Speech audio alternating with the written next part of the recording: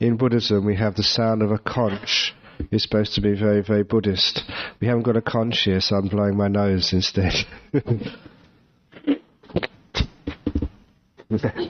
I've been on a Dhamma tour of Malaysia and Singapore and Cambodia, so sometimes I give too many talks and that's why I can come back with a cold. But never mind.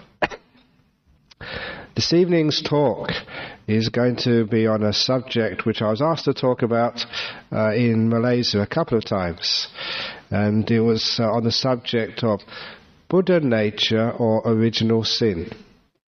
Now, I never chose those topics when I was in Malaysia. The lay people chose those subjects, and they just gave it to me to talk on. And in particular, that topic, Buddha nature or original sin, it starts to contrast two aspects, one which is found in Mahayana Buddhism called Buddha nature, and the other one which is found in Christianity called original sin. And I think they really wanted me to try and praise one religion at the expense of another, but I decided not to bite, because I know that that's not the way to actually to teach and to encourage and to inspire, by putting down someone or some path and praising your own.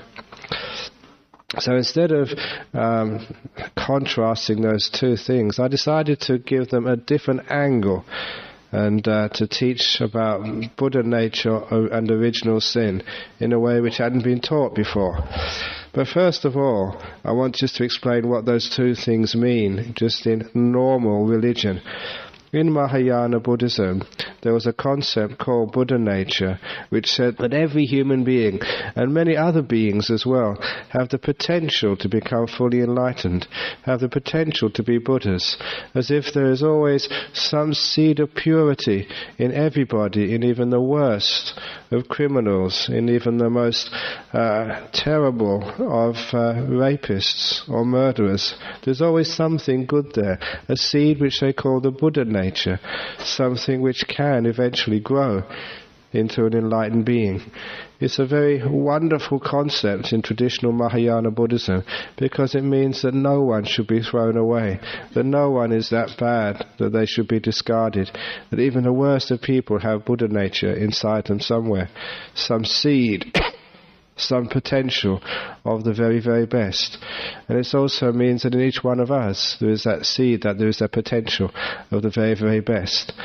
And in opposition to that, in some religions they have an idea of original sin, that basically you're completely hopeless, you're sinners, you're terrible, you're hopeless, and the only way to sort of get any salvation is through the help of somebody else or some other authority. That's usually the way Buddha nature and original sin is contrasted, but I put it in a different way, because what Buddha nature really means is the nature of awakening. The Buddha actually means the awakened one, the wise one, the peaceful one, the compassionate one. It's something which awakens. And original sin, I put in something which is really bad, terrible, which needs to be thrown away and rejected. And instead of talking about this with people, with beings, I started to turn it around and talked about original sin and Buddha nature with the experiences of life. Because sometimes we have experiences of life, especially the difficult ones, which we think, as it were, are originally sinful, are terribly bad, are really awful experiences which we need to get away from, solve, throw away, reject, run away from, because we think they're inherently bad. And I was pointing out that instead of saying they are inherently bad, terrible, something we have to reject, that every experience of life, especially the painful, the unfortunate ones, has got Buddha nature in, that they have the potential to awaken you to wonderful qualities such as peace, compassion, understanding, patience, even enlightenment itself. And I started talking about examples of things which have Buddha nature rather than original sin.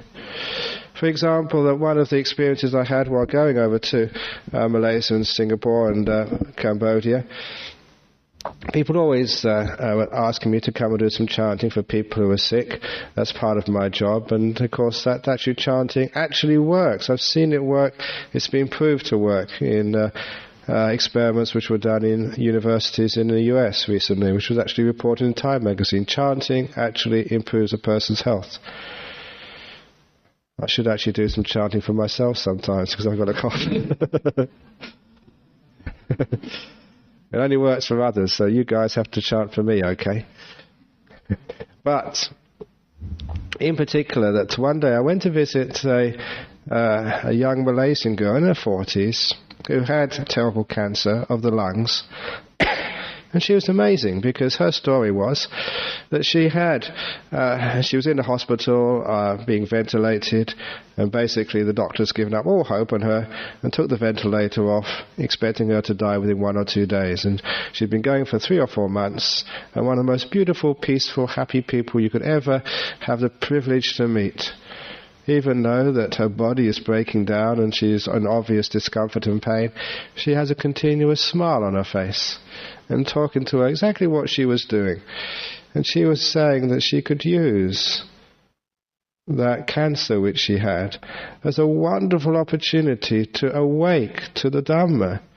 She was saying, or rather I was saying, that for her, that terrible cancer which brought her so close to death, within 1 or 2 days of death according to the doctors, even that cancer had Buddha nature rather than original sin. Do you get the meaning here? Because original sin is cancer, it's terrible, it's bad, it's hopeless. Let's get rid of this. It's originally sinful, inherently evil, terribly, terribly bad, and whenever we come across it, we're afraid, we want to annihilate it, we want to get rid of it, and we never realize that some of these things have Buddha nature inside of them.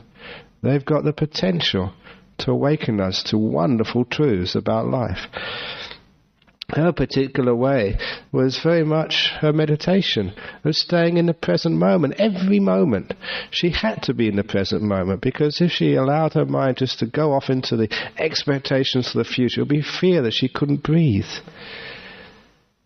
Every breath could have been her last. And of course, you know what it's like when you're afraid. When you're afraid, you tense up. When you tense up, the whole body goes into spasms. When you go into spasms, you can't breathe at all. So often, it is the fear and the tension, made of controlling, which causes the things to go wrong, terribly wrong, really wrong, even can kill you sometimes. In this particular case, she had to die to every moment, she said. Every moment which came into her mind, she'd rejoice in it, that she was alive, and then she would let it go immediately, not knowing whether the next breath would come in or not because of her terrible lung cancer. That way, she was forced to live in the present moment. She was forced to be very grateful for the present moment. And she was forced to abandon all fear and expectation of what's going to happen next. Because any fear and expectation would tense up her body and make breathing so difficult. And because of that, she's still going strong 2 or 3 months later, which is supposed to not on any ventilator anymore. They took that off, and she's still going well. But the most important thing is not that she's surviving, not that she's living, but the quality of her life. My goodness, that's a happy woman. She's actually found amazing Dhamma of learning how to be free in the present moment by not anticipating and running off into the future. She's got some great Dhamma there. For her, that cancer was something which had Buddha nature in it. The ability to awaken her, the ability to teach her some amazing techniques of meditation, which free the mind and bring you great happiness. Fantastic. And so that I've been telling a lot of people that so many things in life which come our way, we can think, this is such a terrible thing which has happened to me, this is awful, this is rotten. We call it having original sin. But there's another way of looking at it. Perhaps that experience which you thought was so unfair, so awful, so terrible, perhaps you can look upon that as having Buddha nature, the ability to awaken you to powerful and amazing truths of life. Another example of this, Even though that I'm a Buddhist monk, still many Sikhs, Christians, other people in Malaysia and Singapore come up and ask for teachings. It's just that when it comes down to it, people don't care whether you're a Buddhist or a Muslim or a Sikh or a Mahayanist or a Theravada or a nun or a monk. People don't really care about those things. They just want to hear good teachings. They just want help. They just want wisdom. They want guidance in the world. So it doesn't really matter from where you get that guidance. If it's truth, if it's something useful, if it's something which really helps a person, my goodness, people will come and listen to that. And this is actually what happens, when one goes teaching anywhere in the world. Now, half the people who come to my talks, I'm sure, aren't Buddhists. There are all sorts of people. And that's wonderful, to be able to cut across the things which separate us in the world by talking about truth, that which unites us. But in particular, this one lady came to me to talk about her problem. She was a Christian lady in Malaysia in a Buddhist centre. And she was telling me about that she was going through some very difficult times in counselling because she had suffered sexual abuse as a child. And as a monk, when people come to you and ask for counselling, again, it's marvellous being a monk because I don't know anything about sort of counselling. I don't know anything about what you're supposed to think about these problems and what's right and what's wrong. I've never been to university. I've never done any courses. I've never read the books. Instead, you write the books instead. And so I don't know what I'm supposed to say, but what I always do is actually to check the person out, to feel their personality, to feel what the real problem is. So it's one of the techniques which I learned from Ajahn Chah. You never answer questions, you answer people. You answer the person. So when they ask someone, you ask a question or they're talking to you, you never listen so much to the words, you're listening to the person who's saying those words. And that's why that every person you treat differently. Every person you can relate to in a completely separate way. And this particular person, I checked her out very quickly, summed her up, and I started to really play with her fear and with her negativity to what happened to her. And I started saying to her, it's the most wonderful thing that's ever happened to you, being sexually abused as a child. So that thing has got Buddha nature. That thing has got the opportunity to teach you amazing truths about yourself and about life. Instead of looking at it as original sin, which is something evil, something terrible, something bad. Poor me, this should never happen to me, and I'm going to get angry at those people who did this to me. This is such a scar on my life. This is a terrible burden I have to take in my life. This is such a blackness of my happiness. Instead of looking at it that way, I said, it's the most wonderful thing that's ever happened to you. And straight away she looked at me as if I was crazy. And, sometimes I am a bit crazy in that way because I look at things in a completely different way, a weird way, a way you're not supposed to look at things. Even at funerals, and I was the first person probably, certainly in Australia here, who tells jokes at funerals. I like to rebel. You're not supposed to do that, are you? But I do that all the time. Again, I still remember that first time. It's one of the great experiences of my life. If ever I write my autobiography, or someone else does it, I'm going to include that the first time I told a joke at a funeral. You've all heard that joke many times. If you haven't, you can get it from someone else. I'm not going to tell it here. But what I'm going to say is I'd still remember just the funeral director standing at the back looking at me, and as soon as he figured out I was telling a joke, his face contorted. He was in great pain. He was in fear because you're not supposed to do that. And he was supposed to be in charge of the funeral. Perhaps they wouldn't pay him, if I messed up the funeral service by telling a joke. And you can see him actually was waving at me, trying to say, no, don't do it. But I'd already gone too far and I wasn't going to listen to him. So I went ahead and told that joke and everybody laughed. And it was wonderful seeing the relief on the face of that funeral director when people enjoyed the joke. And ever since then, I always try and tell jokes at funerals because I ask everybody, whether it's in Malaysia, Singapore, or Australia, I ask them, do you want me to tell a joke at your funeral? And everyone says yes. So it's just the person who's dead. They're the ones who should decide how the funeral is performed. So it's great telling jokes because even death has Buddha nature.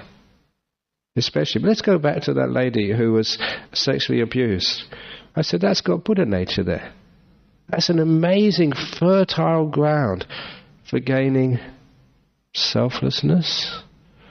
How often is it that we take those experiences of our life and we sort of say, that's me, that's mine, and we can't let that go from the past. We actually claim it to be ours, our personal possessions, rather than allowing that to teach us that the longer you hold it, the longer you worry about it, the longer you actually make that a huge burden on your life, the longer it will take to heal. What one needs to do, obviously, is to let go of that past, learn from it. And it's a powerful way to learn. My goodness, somebody's really hurt you.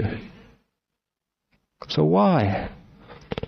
Why do people do such things? You can actually learn just the stupidity of human beings, going for sensuality, for greed, for what I want, and not really thinking about the effect on other people. Do you do that? Of course, everyone does that, in great ways or small ways. They did it in a great way. But are you capable of doing that?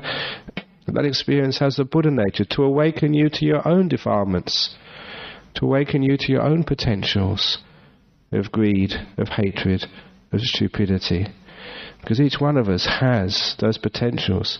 Each one of us, as they say, but for the fortune of circumstances, who knows whether we could follow that path and lose our sense of control, either through drugs or through alcohol or through just the stress which we place upon our lives, so we don't really know what's right and wrong. Our mind is confused and dazed by the pain of life. Is that possible for you to do things wrong? Have you ever done anything really wrong? So it's an opportunity for us to really learn about the effects of our actions. And so we can learn that if that hurt me so much, my goodness, I'm never going to allow that. I'm never going to allow myself to hurt somebody else in that way. That's actually the story of my own father. Because I never met my paternal grandfather, because apparently he died in Liverpool in the Second World War. At first I thought it was because of the bombing, but we found out recently that he died of tuberculosis, possibly because of the poor conditions in that city during the time of the Second World War. But my father never really told me so much about my father. My father never told me much about his father, my grandfather, except whenever he mentioned his name. Please excuse me, but my father always called him a bastard, because he would just come back drunk every night and just get out his belt and just beat any kid who came in his way for no reason no reason at all, and also start beating his mother. My grandfather's wife, my grandmother. And he said he suffered physical abuse. He saw his mother being beaten as well. And he said that taught him something. He taught him that whenever he made a resolution, he told me, that whenever he would get married and have children, he would never ever lay a finger on them. And that was the case with my father. It was my mother who was a disciplinarian, not my father. He would never touch us. I think it was because of that experience, growing up with a very violent father. It taught him that experience had Buddha nature. It awakened him to the real responsibilities to a wife and to children, and how it should be dealt with. It was so bad in his house, it was so terrible, so hard to live there, that it taught him a powerful lesson about kindness and love. And you all know that he was the one who told me that story about loving kindness. Metta, the door of my heart will always be open to you, son, no matter what you ever do in your life. That's what my father told me. And that was a person who'd been physically abused all his life from his own father. And he never beat me. All he said to me was, son, whatever you do in your life, the door of my heart will always be open to you. So you can see that he used that experience of physical abuse. That had Buddha nature for him. Because it had the ability to awaken him to know what's right and what's wrong. the ability to awaken him to the hurt and harm which can be done, and the compassion and kindness which can replace it. He actually learnt from that. He grew from that. And that's why you can say such experiences had Buddha nature. So I told that lady who had been sexually abused, okay, if you start to get negative and call that original sin, my goodness, that's going to stop you from growing. That's going to hinder your understanding. That's going to stop you developing your spirituality as a person who has inner happiness and can give that happiness to others. So I said to her, look at that thing as a wonderful experience, an experience from which you can grow and learn. And once you've learned such things as patience, forgiveness, and kindness and respect for other beings, whether they are your children, or whether they are dogs or cats or cockroaches, what other beings in the world, learn respect for them. And then you can take that experience as wonderful fertilizer for your spiritual life. And you'll find if you make use of that, you can be such a wonderful person. You can learn compassion, you can learn understanding. And most importantly, that you can be some person who can actually really counsel those who have been sexually abused and show them a different way out. Because you've been there, you've known what it's like. And you've found a way out which is not negative, but which is very, very positive, which doesn't throw away the experiences of life, but which learns how to use everything which happens to us in life, especially the negative things which we usually try and chuck away and think are useless. Poor me, why did this happen to me? Why not? It's a marvelous experience. Thank you so much. Have you ever come across people like that who've had terrible, terrible experiences in their life? And you think, my goodness, if that happened to me, that would be awful, that would be terrible. But they've used those experiences. They've learned, they've grown, and they've become wonderful people. Those experiences have got Buddha nature, not original sin. If they're original sin, they just need to be thrown away. They're like devils and demons which we have to somehow exorcise from our lives. But they're Buddha nature. They are pregnant with awakening, pregnant with wisdom. Amazing things can grow from this. So this is why even sexual abuse, we can say, has Buddha nature. The ability to teach us a very, very powerful lesson, if we're up to learning from it. And certainly in traditional Buddhism we have things like old age, sickness and death. These were the traditional guiding principles for the person about to become the Buddha, who taught him just amazing truths about life. And these things weren't to be, as it were, to be shunned, to be pushed aside, that we don't get old. We just become senior citizens, don't we? We don't die, we just pass away. We don't really get sick, we're just not feeling ourselves today. So isn't this the case? We try and shunt aside old age, sickness and death. And how many people just have to wear these creams to try and make you look young? I don't have to do that. How many people have to dye their hair to try and make yourself look young? I don't dye my hair. I've got none to dye. How many people try and even lie about their ages? Every now and again people actually, when it's their birthday, they come to the monastery and try and celebrate it, because in the Buddhist tradition, if it's a birthday, you want to do something good on your birthday. You don't expect to get presents, you want to give things. It's a much better way of actually having a birthday. You want to celebrate your birthday by giving dana, by sharing, by doing something. So often people come to the monastery, either our monastery in Serpentine or Sister's monastery in Dhammasaro and Gijiganap, on their birthdays. And it's only the young people who put candles on their cake. And once they get about 30, they stop putting candles on their cake, perhaps because they can't fit them in, or perhaps more likely they don't want people to know. Why is it that people feel ashamed of growing old? Again, because we don't understand that growing old has got Buddha nature. It's got something there to teach us. It's showing us that life is coming to an end. It's showing us that if we really want to do that which is worthwhile in our life, don't wait too much longer. Old age is telling you that the time is running out, running out, running out. It's true, isn't it? And what it's telling us is the value of human life, the importance of every day. Sometimes we have that also in the Mahayana tradition, that the human life is precious. It's a marvelous teaching which we forget when we just have so many days, year after year, it seems the same. We forget that years are precious. Another year is about to go. 2002 is already gone. My goodness. I can remember 1999. That was only yesterday. They go fast. Soon.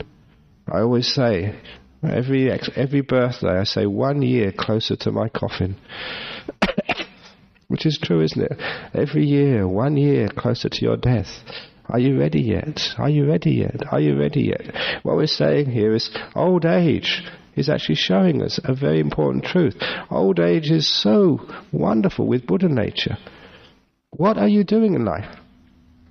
How are you living? So it's teaching us the importance of every day. And also it's teaching us what really is important in our life. With old age, my goodness, just accumulating money, having big houses, big cars, having sex, watching movies, is that really what life is all about? When you look at sort of old age, my goodness, that's a powerful teacher.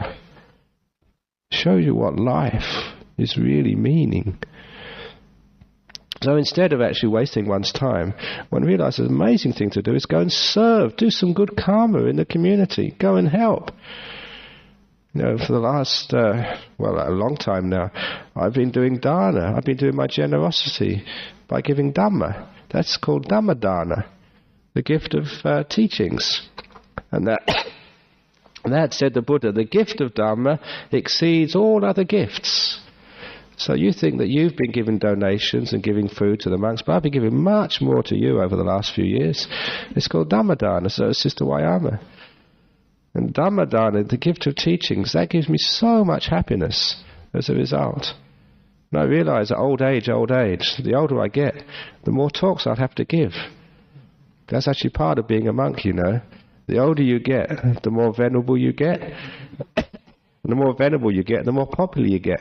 The more popular you get, the more they use you. So I know what my future's going to be. It's not going to get less. Monks don't retire when they're 65. That's when they really start to work. These old 65, 70, 80-year-old masters. They're sort of the real good ones. That's what everyone likes. Just the ancient masters with all this wonderful deep wisdom of a lifetime of meditation. So that's my future. No way if I'm going to retire. So what old age is teaching you is that to make good use of your time. What sickness is teaching us is compassion and humility. When you're sick, there's so many things you can't do, and other people have to do it for you. Sickness is a wonderful way. There's a beautiful teaching of lack of pride. When you're young, you can do everything for yourself. You can feed yourself, you can wash yourself, you can go and get your own things. But when you're sick, other people have to look after you. Other people sometimes even have to wipe your backside after you've gone to the toilet because you're unable to do it yourself. Other people have to wash you. What a wonderful teaching that is. To stop this terrible thing called pride. I can do it myself, thank you. Leave me alone. In the end, you're all going to be like babies again, needing total care from the nurses, from the doctors, from the people who would look after you in your final days. You start like that in this life, and that's how you end. When you start, you don't really understand why. Hopefully, at the end, you understand why. It's a marvelous opportunity to practice non-self. This body isn't mine. I want to look after it by myself, but I can't. I don't want to get old, but it gets old. I don't want to get sick, but it does get sick. Have you ever noticed that sickness comes at the most inconvenient times? Just when you're about to go on holiday. Just when what you're actually seeing there is it's teaching you this wonderful Buddhist teaching of non-self. It's not mine. It doesn't belong to me, this body. It belongs to nature. This is the Buddha nature of sickness. It's teaching you what really means by anatta, non-self. You don't understand anatta by listening to a talk from Ajahn Brahm or from other teachers. You learn anatta, non-self, by the experiences of life. My goodness, look at the times you were sick. Who's controlling the body then? The bacteria and the viruses. That's what's controlling it. The cancers. All those other things which are in your body. They're controlling it, not you. So who owns this body anyway? Whose is it? These are teaching you that it's not mine. Nothing to do with me. Isn't that wonderful teaching? Because that frees you from a rotten burden. You think that this is my body. We've got in control of it. So a lot of people feel guilty when they get sick. You know, there's a lot of guilt associated with sickness. You didn't go to the gym, you're eating too much, you're eating the wrong food, you're not exercising, you should do more meditation because you're not supposed to get sick when you meditate. Some years ago, I was sick and I was in the doctor's surgery in Byford, close to our monastery. At that time I was teaching meditation in a prison, in Carnet Prison Farm, regularly, every week. And one of the prison officers came in. And he looked at me, and I was supposed to be the meditation teacher in this jail. He looked at me and what he said was, "I never expected to find you in here." I said, "What do you mean? I get sick as well." What he was meaning, that anyone who meditates is not supposed to get sick. So I felt really guilty. It's like a yoga teacher. Anyone who teaches yoga, sometimes if they get a bad back, they feel very guilty. You're not supposed to get a bad back. All those of you who are naturopaths or homeopaths and you get sick. Sometimes we think that we shouldn't get sick, but sickness is a teacher for us. It teaches we're not in control of our body. We learn how to let go. It also teaches us compassion, because compassion always has to go two ways. If you're going to be compassionate to someone else, there's someone else who needs to receive compassion. So when you're sick, it's a marvelous opportunity for someone else to be compassionate and caring to you. It's your turn to generate compassion in the world. So when someone's sick, help me, look after me, care for me. It's wonderful when you're sick and someone's caring for you and doing all these little duties for you and running around for you, because they feel so good and so happy they're allowed to care for somebody else. I've often noticed this whenever I go to Thailand or Malaysia or Singapore. If ever I get sick, people are so happy because they've got something they can give me. Give me this medicine and that medicine and something else medicines. And I never take travel insurance when I go overseas, because I know if I slipped over and broke my leg, there'd be doctors fighting over me to sort of, put me in their hospital and not somebody else's hospital. The reason is because people like to look after you, just as people like to look after each one of you. Isn't that a marvellous opportunity to help someone who really needs it? Each one of us has got this amazing compassionate heart in us, which is just wanting, just hoping to be able to serve and look after somebody. Unfortunately, in our life, we're so healthy and independent, we don't have the opportunity to develop our compassion for those others who are sick. We don't learn because there's no opportunities. So when somebody is sick, it's a marvellous opportunity for generating and developing compassion. So if ever I've been sick, it's just a lovely time because people can look after you, and it's a beautiful situation of sharing, of kindness, of love, and you bring out the best in people when you're sick, because people can help and they can generate that soft heart, that kindness, that beauty, that tenderness of looking after one another. All those parents who've been sick, and you see your children coming up and sort of bringing you a cup of tea or trying to make you breakfast, and they really make a mess of it, but it's so nice because they tried so hard. You know what it's like what it's like. It's so lovely actually to see that care and kindness being encouraged in other people. So that's the other thing with the sickness, has Buddha nature. And also, I was saying, even fame can have Buddha nature as well, because I'm getting in big trouble these days. When I went to Cambodia, I was really feted. Treated like a king or royalty when my aircraft, because I was leading an Australian delegation to a Buddhist summit in Cambodia. So when my plane landed, I was sitting in economy class next to two Americans, and they looked out the window and they saw a red carpet out there. They said, "What's going on?" And I thought, and the voice came over the PA system. "All the people in first class and business class, stay in your seats." As the leaders of the Buddhist delegation, we had to come out first. So all these first class and business class passengers were really upset. And I actually quite enjoyed that part of it.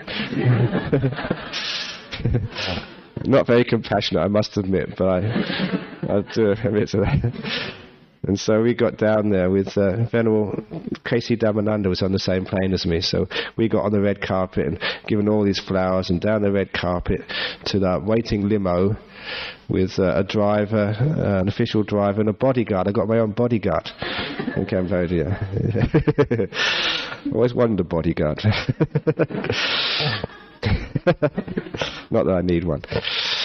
And just a police motorcycle escort with all the sirens going, and as you go down the road, all the police lining the road, getting everybody off the road as you go through. Crazy. So I was very disappointed when I came back to Perth. There was no, I'm only joking. But even that sort of has Buddha nature, because I started contemplating, because the Buddha said you've got to be very, very careful with such things, because sometimes people can get beyond themselves. So that had Buddha nature as well. I started contemplating. I gave a talk about that in our monastery on Wednesday night, saying even like praise has got Buddha nature, because they're not praising me. If ever I try to give a talk, it always comes out wrong. Whenever I let go and just allow the Dharma to flow forth, that's when you give a good talk. So the good talks are the ones which I don't give. They don't belong to me. I don't do it. So the same with the deep meditations, the good meditations. As soon as I try to meditate, as soon as I try to control it, as soon as it's coming from me, it never gets peaceful. It only gets very, very still when I get out of the way. So all of my good meditations, they're not done by me, because if I try and do them, it doesn't work. All the great talks, if I try and do it, it never comes out well. So if I'm being praised for the talks or for the meditation, it's not something I did, nothing to do with me. When I do it, it goes wrong. When I get out of the way, it goes right. So I realize the Buddha nature of fame, it's not me who's being famous. I didn't do it, nothing to do with me. What's really famous is the Buddha, the Dhamma and the Sangha. The triple gem, the truth, the Dhamma. That's what gets on the red carpet, not Brahm. So when you actually start to see it this way, you understand where praise comes from and where blame comes from. Because you get both in this world. You get praise and you get blame. The higher praise you get, the more blame you get. The more times I give talks, the more times I have to put my foot in my mouth and say something wrong. And that's just a way of things. And certainly living in a place like West Australia, wearing robes, so often I remember in the early years, people shouting out, "Get a proper job, you bludger." That was at me. So you get really both. As well as it's almost like a life of extremes as a monk. You get fated and meet kings, and then sometimes you have to work like a dog, just pushing wheelbarrows, or just cleaning out sort of the gutters of the monastery. I always used to call that life in the gutter in my monastery in Thailand, my monastery in Australia. So each one of these things, instead of looking upon them as something which you either enjoy or something which you don't enjoy, as something inherently good or inherently bad, The purpose of this teaching this evening is to see that each one of these experiences has Buddha nature. They have the opportunity of awakening you to something which is very profound, very deep, and very truthful. And indeed, for those of you who have read a lot about Buddhism, you find that so often, in the time of the Buddha, people became enlightened because of the most terrible things which happened to them in their life. There's the old story of Kisa Gotami, who lost her son and tried to revive him with some medicines, and it was only when the Buddha told her to try and get a mustard seed from a house where no one had ever died that she realized that death happens to everybody, not just my son. How often is it that when someone close to you dies, you think, how can anybody in this world be happy today? My son has died. Don't they understand? How often is grief? You're just seeing the death of one person rather than seeing the death of one person amidst millions, billions of people in this world. If we have the full perspective, we will never feel grief when somebody dies. So for this lady, Kisa Gotami, when she actually saw that death happens to everybody, she realized that death had Buddha nature. Not only did she go and bury her son, but then she became a bhikkhuni. She became a Buddhist nun, and one of the great Buddhist nuns, one of the great teachers. There's another lady, Patachari. She lost her husband, her 2 children, and her parents on the same day. She went crazy. But my goodness, that sort of disaster had tremendous Buddha nature. That taught her about how to let go, how to realize that wasn't her husband, that wasn't her children, that wasn't her parents.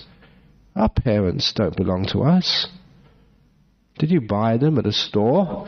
Have you got proprietary rights over your kids? My goodness, life tells you your kids will go their own way sooner or later. You don't own them, you don't even rent them. Although it does cost you a lot of money to bring them up. What we're actually saying here, that these aren't ours. So when we actually realize they're not ours, then we can let them go, then we can be free. So these were things of tremendous Buddha nature, teaching us about non-self, and from non-self, not mine. That's how we learn to let go. A lot of times people ask, let go, let go. How do you do it? You've got to realize that these things don't belong to you first. To have that insight, that deep realization, this body isn't mine. When you realize this body isn't mine, doesn't belong to you, then the time of your death you'll stop struggling. It's not my business, nothing to do with me, this body. You can let it go. As that lady who had cancer could let it go. That's why she was smiling. She was letting go of her body every second. And she was so happy and so free. When you're sick, you can let go of the sickness. As Ajahn Chah used to say, you either get better or you die. Sort of is to it. It's easy. There's no problem there at all. You can let go. It's not my sickness. So whenever all these great nuns and monks in the time of the Buddha, some of them went through some terrible experiences, but they used those as having Buddha nature. Even, there's this fellow called Angulimala who was a serial killer. And he joined the Sangha, the Buddhist community, and became a great enlightened sage. Even that had Buddha nature in it. So what we're saying here is all those experiences of life which you have to deal with, especially the ones which you think are hard to bear, which are difficult, which even society says is really so hard and so rotten. Stop for a moment and say, are you considering those as original sin? Something terrible, terrible, terrible which has happened to you, which is completely devoid of anything useful. And it can only be consigned to some rubbish bin somewhere. Or can you look at these things as having Buddha nature? Wonderful teachings from the wise Buddha himself, teaching about real life, not life in the movies, not life as you think it should be in the magazines, but real life, life as it is. is teaching you something. And if we take those lessons on board, if we make use of all the experiences of life, the good experience, the pleasant ones, and the unpleasant ones, my goodness, I think we'll understand what Buddha nature truly means. Buddha means the awakened one. They're awakening you to truths such as non-self. They're awakening you to truths such as impermanence. My body is going, and it goes so quickly. All that is mine, beloved and pleasing, will one day become separated from me. An obvious truth, which we sometimes forget. Buddha nature is teaching us the law of impermanence. Buddha nature is teaching us what's important. Buddha nature is teaching us how to be free. Buddha nature is teaching us how to be happy. No matter what's happening in your life, no matter what's occurring, even in the worst of situations, the great wise ones can be happy no matter what. You've seen that, I've seen that. I've seen that in Malaysia recently. I've seen that in a woman who was dying of cancer, smiling all the time. A happier woman than I see anywhere in this room here, looking at you lot. And she was dying of lung cancer. So, this shows you what Buddha nature really means, what original sin is. It gives us another way of looking at what happens to us in life. Instead of getting negative about it, make use of it. Rather light a candle than complain about darkness. Whatever happened in life, happens to you in life, the good and the bad. Get everything out of it you possibly can. As one of my teachers said in my early years, there's no such thing as a bad meditation. There's no such thing as a bad experience in life. All of these things have Buddha nature. So don't push them aside. Okay, that's the talk for this evening on Buddha nature and original sin. So, any questions or comments about the talk? Yes? Could original sin be seen instead to be ignorance and craving? Could original sin be seen instead to be ignorance and craving? Very much so. In fact, one of the monks in Malaysia would say there's no such thing as original sin, just original delusion, original stupidity. And that's very easy to see in our lives. Because when we look back upon our lives, so much of what we did, so why did I do that? Because we don't really see clearly. And some wise person comes along and they show us a different way. And we realize that why did I give myself so much problems and difficulty? You know, like crying over somebody who's died. You know, even grief. That is one of the great original stupidities of our age. Certainly where I grew up in Thailand, you didn't see grief. It just wasn't there in the villages of northeast Thailand.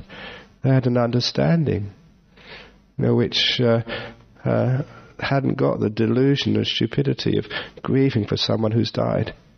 It doesn't help at all. Who does it help?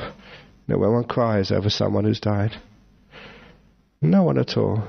It's quite obvious. It's one of those human emotions which is obviously one of the most useless. The person who dies doesn't want you to cry.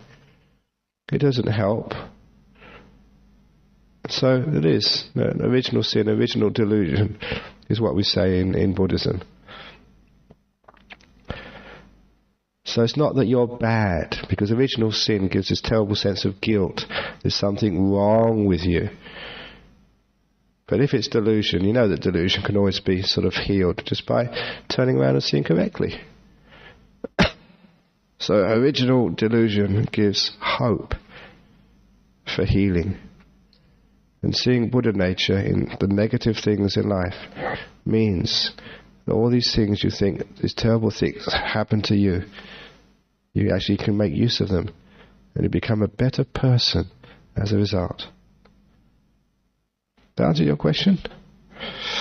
Any other questions this evening? Yeah, yes. Sorry, I'll get the yes out soon. Yes. Sorry? What did Jesus contribute to this world? Hot cross buns? That's just a... That's just a joke, sorry. And Christmas cakes.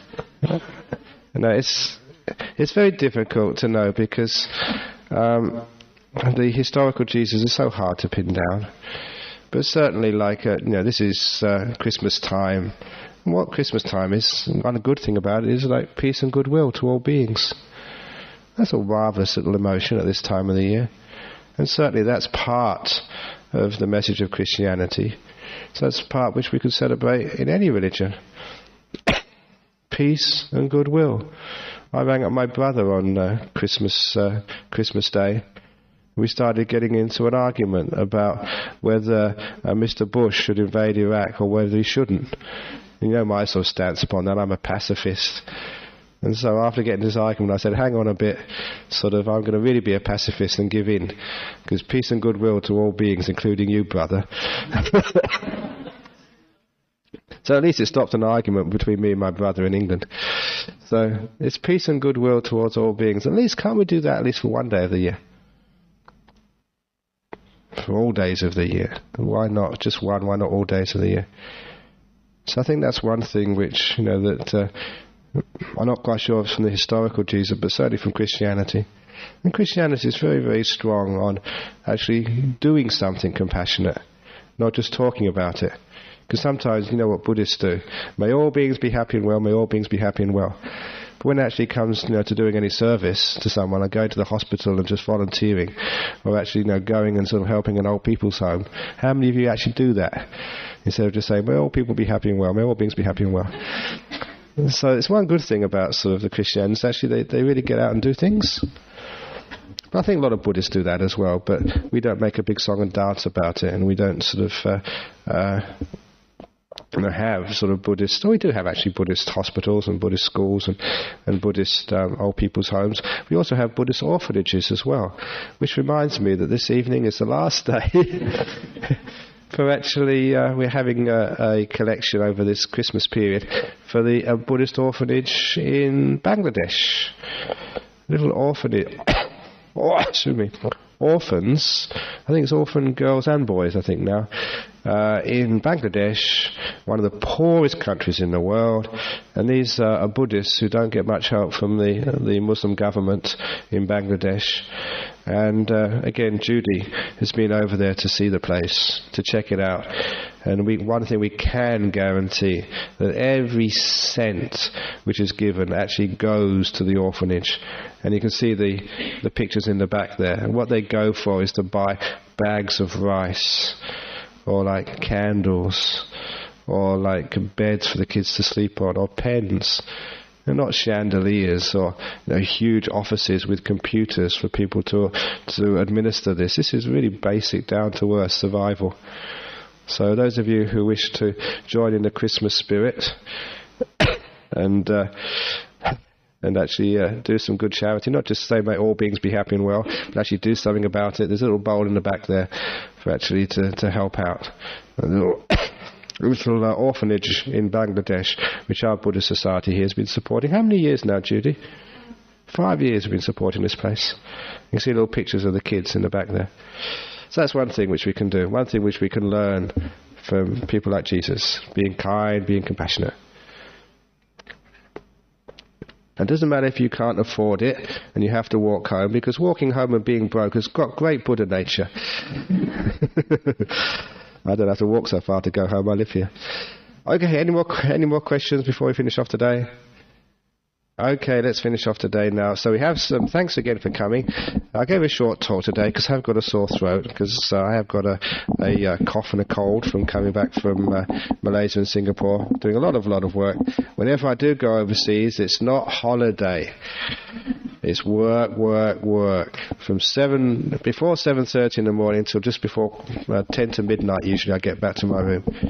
So 7 days, 8 days a week usually, 7 days a week, all the time I'm away. But it's Dhamma Dana, and it's very wonderful to be able to serve the community.